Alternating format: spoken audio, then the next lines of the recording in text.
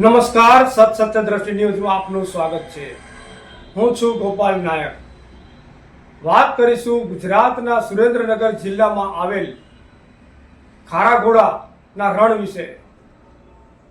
આ ખારાઘોડાના રણમાં જે મીઠું પકવે છે, જે અગરિયાઓ, જે ખરેખર જ્યારે અંગ્રેજો અહીંયા આવ્યા અને એ દરમિયાન એક અંગ્રેજે આજુબાજુ દરેક ગામોની તે લોકોએ શોધ કરી અને આ લોકો વિશે જાણકારી મેળવી।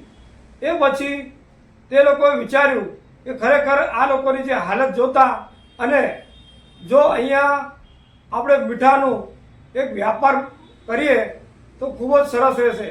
અને સૌથી પહેલાં અંગ્રેજોએ આ લોકો માટે એક મકાનની સુવિધા પૂરી પાડી। આપ વિડીયોમાં જોઈ શકો છો કે અહીંયા એક કોલોની ઊભી કરવામાં આવી છે જ્યાં આ લોકો રહી શકે, તેમજ સાથે તે લોકોના બાળકોને ભણવા માટે સ્કૂલ પણ ઊભી કરી અને એક લાઇબ્રેરી પણ બનાવવામાં આવી।